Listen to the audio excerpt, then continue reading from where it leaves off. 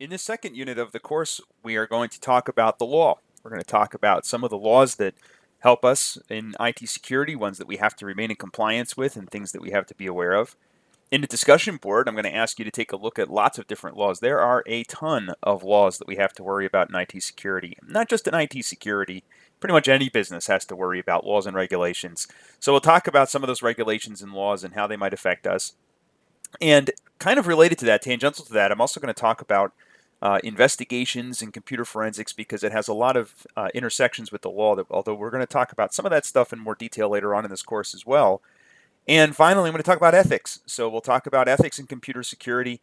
Ethics is kind of interesting in computer security because of what we do and the things that we have access to. So we'll talk a little bit about that as well. So I'll break it up into three different presentations. So we'll start with talking about computer-related crimes and then the laws that help us combat those crimes, or the laws that we have to comply with to make sure we're not committing any of those crimes. And then after we talk about crime, we're going to get into security incident response, investigations, and forensics. So how we identify that we're in compliance or not in compliance with those laws, how we might investigate employees or companies and things like that, and some of the tools that we have available for us to do that. So we'll talk about that in the second part. And then the third part, we're going to talk about professional ethics. So ethics in computing security and ethics in general in IT. We'll talk a little bit about that. So let's get started. We're going to talk about crime first. So three things we have to worry about with crime in digital forensics. The first is the target. So the target is what is being targeted by this crime.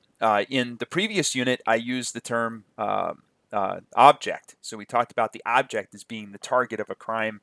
And in this unit and in the law, we talk about the target of the crime. So different types of things that could be targeted. We could have, a basic one is equipment theft. Somebody comes in and steals equipment, hardware, monitors, whatever. Even opening up systems and taking memory out and things like that. You have vandalism, where somebody could deface or break the hardware and so forth. People can steal data, which is a little bit harder to detect. But data theft is even more dangerous. If somebody asks me, would I rather somebody walk out of my facility with a computer that really doesn't have any data on it, or steal no capital equipment but have custody of my data, I would rather them take my equipment than take the data. The data is much more valuable. So data theft is a huge problem. And data vandalism, where someone modifies, destroys, or holds the data for ransom. We talked about ransomware previously. And then finally, trespassing, where somebody either logically or physically enters our infrastructure.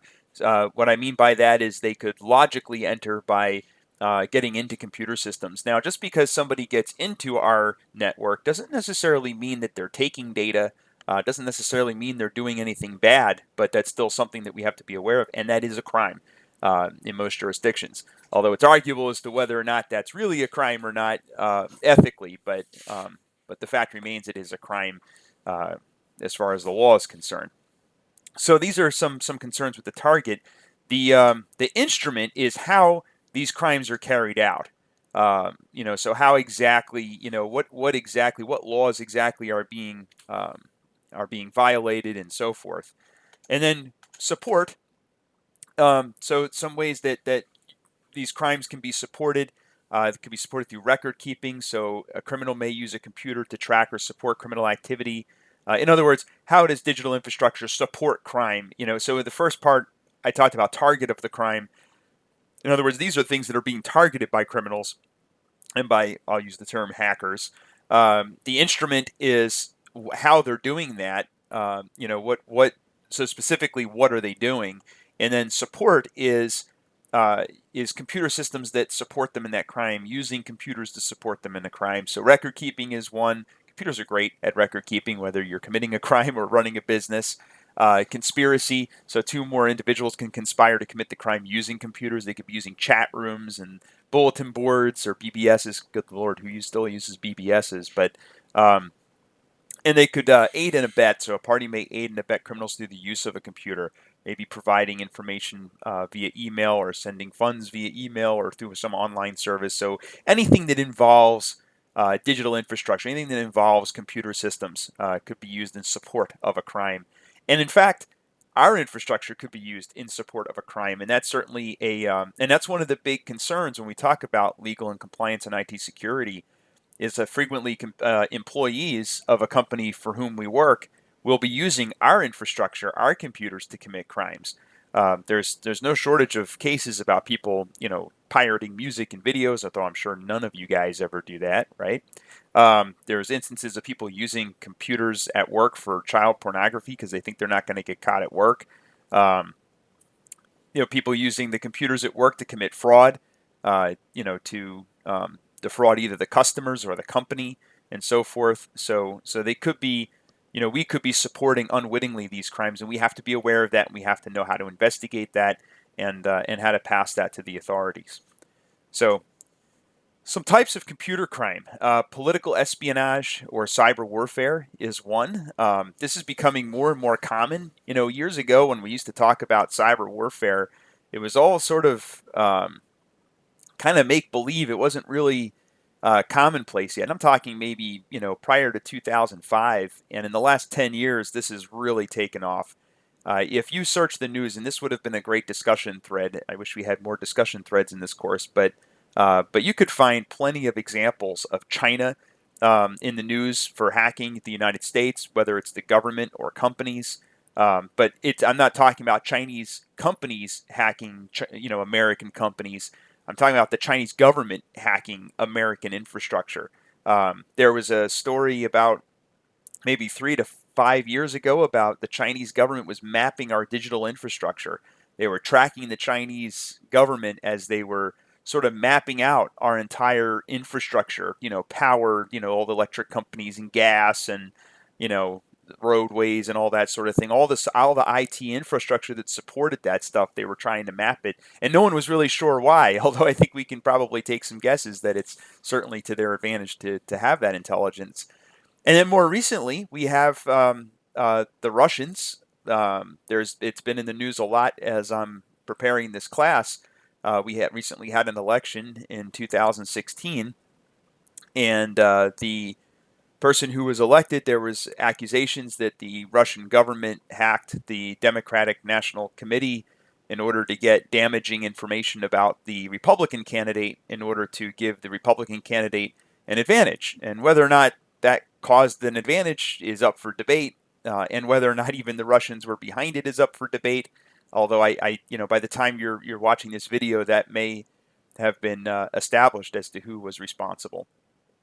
So this is becoming much more common, cyber warfare and espionage, whether it's between companies doing espionage, to steal intellectual property, or it's between countries, and nation states using digital infrastructure for cyber warfare and espionage. And one of my favorite examples, and I mentioned it in the previous in a previous unit, is Stuxnet.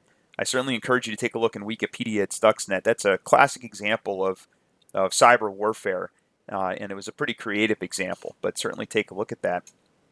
You have cyber terrorism, which is unlawful use of force or violence against a person or property to intimidate, coerce a government, right? I think we all know what terrorism is, but certainly it can be used in computer crime as well. They can use computers for terrorism, whether that's hacking critical infrastructure, or it could be just using, it could be shutting down financial systems and things like that, shutting down the web so we can't access information.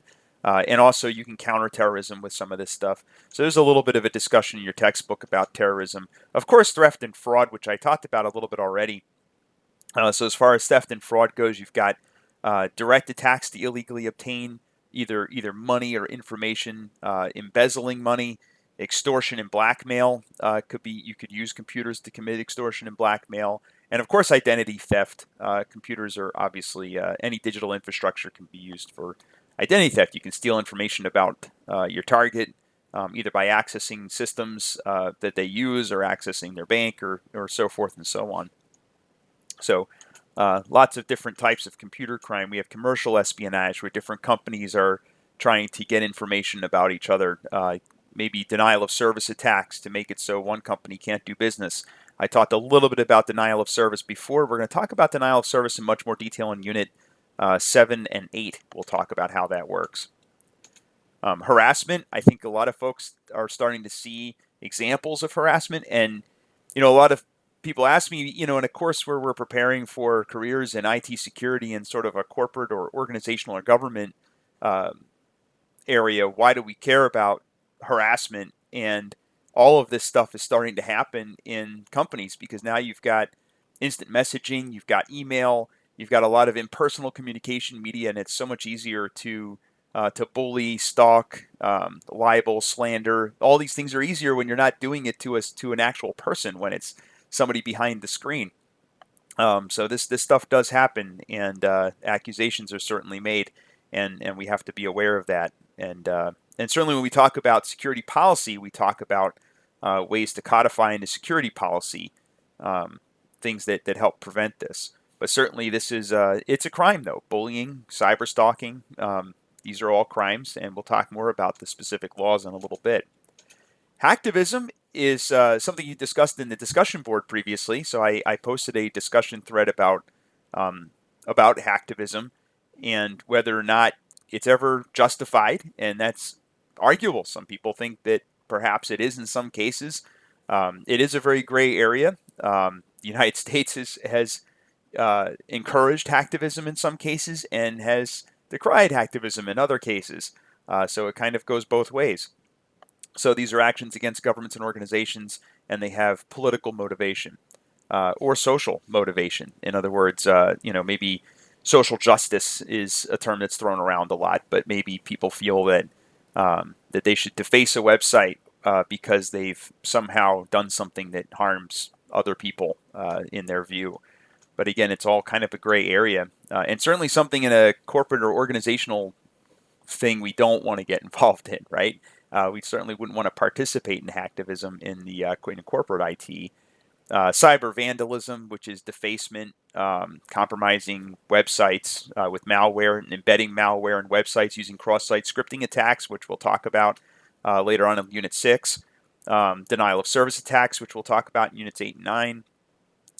So that would be cyber vandalism, which of course is illegal.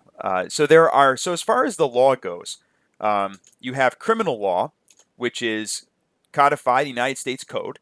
So criminal law is laws of public order against crimes such as assault, arson, theft, burglary, deception, obstruction of justice, bribery, perjury, and so forth and so on. Most computer laws in the United States are in the United States Code. In other words, they are federal law. So criminal law is federal law. Then we have civil law.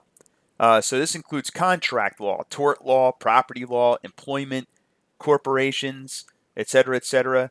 Most of the civil law that affects IT security is, again, mostly federal law. States do have laws. I don't really cover the state laws. There's 50 states in the U.S., so it's a very large landscape. But we'll look at some of the federal laws, and it's important to note that a lot of state laws mirror the federal laws. They just give the states an opportunity to enforce those laws as well as the federal government. And certainly some crime doesn't rise to the level of federal law. So, but the bottom line is that you want to be aware of these two main areas of law: the criminal law and civil law. And of course, both of them we want to make sure we're in compliance with. We want to understand both of those and understand how they might affect IT security. And again, those laws are codified in the United States Code. Now, there's the third thing we have to talk about here, which is administrative law. So administrative law is, and a lot of people get confused with this, but administrative law, which is, by the way, codified in the Code of Federal Regulations, so CFR. So a lot of times you'll see people reference laws as either USC something something something or CFR something something something. So USC is, or United States Code, is when Congress passes a law and they make something known about what they don't want people to do, right? And it's a little bit more vague, United States Code. So usually laws that are passed by Congress, they kind of tell you what the law is doing and state the law, but they don't actually tell you exactly the mechanics of how that law is going to be enforced and how that law is going to be followed. So for example, I work a lot in healthcare, and we have this law called HIPAA, which I'm going to talk about in a little bit. One of many laws, federal laws, that deal with privacy and security. And in that law, they say that your patient's data should be protected. but that's basically all they say. They don't tell you how to protect that data. They don't call out specific algorithms or specific methods to do that, or they don't tell you what's really an acceptable way to do that. So administrative law is what fills in those gaps. So administrative law is when different departments within the U.S. government, such as the Department of Labor, the Department of Health and Human Services, the Federal Trade Commission, the Federal Communications Commission, all these different departments within the federal government, they take United States code and they write administrative laws that kind of define how you're going to follow those laws. So, for example, the Federal Communications Commission creates rules and regulations under the authority of Congress and under the authority of laws that have been previously passed, which it does, again, these are laws that affect us in IT, like things like net neutrality. Net neutrality is not a federal United States code. It's administrative law. It's a code of federal regulations that deal with how internet service providers can shape internet traffic, which we'll talk again. We might talk about that a little bit more in chapter, in unit 9 or 10. But just important to understand the difference between criminal law and civil law, and then how administrative law helps us. And administrative law in many cases is more geared towards civil law. But it's this administrative law is the nuts and bolts and the mechanics of how we're actually going to enforce and how we're actually going to comply with those laws and how federal agencies are going to deal with those laws. So some criminal law. So first, there's intellectual property law. Things like copyrights, patents, trademarks, trade secrets, anytime you have written code like licensing, that falls under intellectual property law. So if you're licensing software, which we talked about in the previous unit, that would all fall under intellectual property. So some noteworthy intellectual property laws are the Economic Espionage Act of 1996, DMCA, which was passed in 1998, No Electronic Theft or NET Act, for example. So these are all intellectual property laws, and I'm showing you a picture of the Coca-Cola logo because if you want to learn more about trademark and copyright and intellectual property law, Coca-Cola is a good example with how vigorously they defend their trademarks, even to the point of having copyright and trademarks on the color that they use in their logo. So it's you can't even use the same color, for example, but I'm sure most of you are familiar with DMCA, which deals with copyright law, and this is why if you take a YouTube video that contains a copywritten song and upload it to YouTube, it gets blocked. All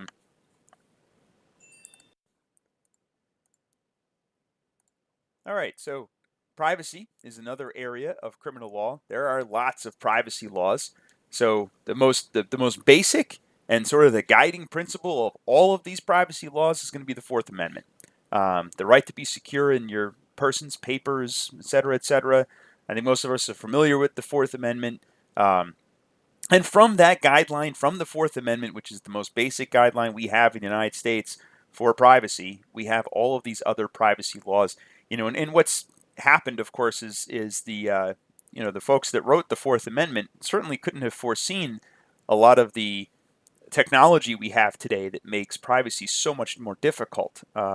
We all have access to so much information online. We can look up information about people. People can find information about us. We all post information on things like Facebook and Snapchat and so forth. A lot of companies know a lot of information about us. They store a lot of information about us. In 1822, it wasn't really a concern if the bank stored information about you because it kind of stayed in that building. But, today, all of that information is digital and it's shared amongst many different organizations, and all of that has to be regulated, and all of that, there are laws to regulate that. So there's a whole list of laws here. And I took this list in the discussion board. You can certainly pick one of these to discuss. Some of the more interesting ones, I think HIPAA is interesting because I work with it all the time. Gramm-Leach-Bliley Act of 1999 is certainly an interesting one. The Patriot Act is just a treasure trove of privacy issues there. What's interesting about the Patriot Act as far as privacy goes is it does a lot to chip away at our privacy. So that's certainly an interesting one that you could talk about. But there's no shortage of laws, and you can see there's a lot of them here. And kind of one of the things I'm giving you a sense of here is, this is just one category of law, and there's a lot of laws, and there's a lot of words in these laws. and it's rather difficult to be familiar with all of them. But again, it's something that we have to worry about in IT security. So again, these are a bunch of laws that you could go and research, and hopefully in the discussion board, many of you will talk about some of these laws. I don't expect that you guys are going to talk about all of them because there are a lot of laws. There's even more on the next slide. When we talk about criminal law, there's another whole slew of laws that deal with criminal law, all the way going back to 1984. There's obviously older ones than that, but as most of you know, a lot of this digital technology really didn't start getting popular until the mid 90s. You know, the internet didn't exist until the mid 90s, as we talked about in the previous unit. So again, there's a lot of laws. One of the big ones that students usually have to be familiar with in the in industry is going to be the Sarbanes-Oxley or SOX, which is from 2002, which deals with any publicly traded company, things like having to save emails for certain periods of time, the fact that company emails have to be exchanged in using company email addresses so that people don't have their own little treasure trove of private emails where they make illegal decisions, for example. The CAN-SPAM Act of 2003 is certainly some things in there that you have to be aware of, and so forth. So again, lots of criminal laws to be aware of as far as IT security goes. And this is another group of laws that you may talk about in the discussion board. And I posted most of these in the discussion thread. There are also laws in Canada. This course is geared towards students in the United States. If you're an international student, you may have to comply with laws in Canada. If you're even in the United States, we have to worry about Canadian laws. We do a lot of business with Canada in the United States. I do a lot of business with Canada in a lot of the work that I do. So we have to be aware of their laws and their regulations and so forth. And not just Canada, but also the European Union. The European Union and Great Britain now, because they're no longer in the European Union. So now they have their own laws that deal with all this stuff. We have yet to see how that's going to play out. But there are lots of laws in the UK that also deal with privacy, intellectual property, and criminal law. And I should mention that privacy laws, digital privacy laws in the UK and in, not so much the UK anymore, but in the EU, the European Union, privacy laws are much more strict than they are here. For example, Ireland is very well known for having extremely strict privacy laws.